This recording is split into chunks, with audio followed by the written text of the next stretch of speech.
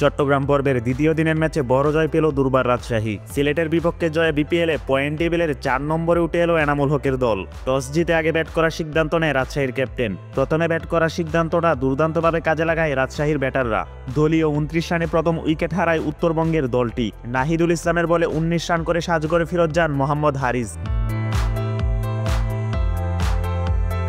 এরপর ক্যাপ্টেন এনামুল হক, জিসান আলম মিলে করেন পাওয়ার প্লেতে 38 রান। নাহিদুল ইসলামের তৃতীয় ওভারে শেষ বলে জিসান আলম সচরে হাঁকালে সীমানার কাছে দুর্দান্ত একটি ক্যাচ ধরেন রনি তালুকদার। 22 বলে 2 ছয় 3 4-এ 32 রান করে আউট হন এনামুল হক বিজয়। রাজশাহীর সংগ্রহ তখন 9 ওভার 4 বলে 3 উইকেট হারিয়ে 88 রান।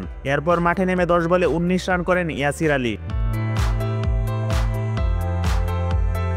রায়ান বলে 27 বলে 41 রানের দুর্দান্ত ইনিংসে রাজশাহীর রান দাঁড়ায় 15 ওভার 4 বলে 4 উইকেট হারিয়ে 153। আকবর আলী, জয় চৌধুরী 26 রানে দুর্বার রাজশাহীর স্কোয়াড দাঁড়ায় 20 ওভারে 184।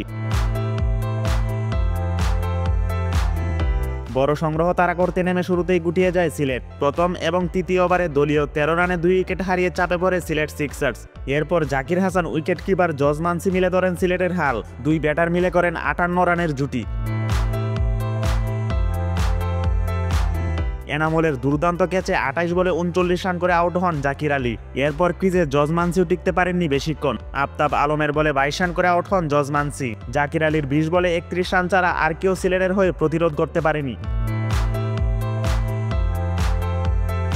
17 ওভার 3 বলে 119 রানে গুটিয়ে যায় সিলেটের ইনিংস। ফলে 65 রানের বড় ব্যবধানে হারল ক্যাপ্টেন আরিপুলের দল। প্লে অফে জায়গা করে নিতে পরের ম্যাচগুলো সিলেটের জন্য গুরুত্বপূর্ণ। আর পয়েন্ট হারালে সেরা 4-এ যাওয়ার স্বপ্ন কঠিন হয়ে যাবে তাদের জন্য।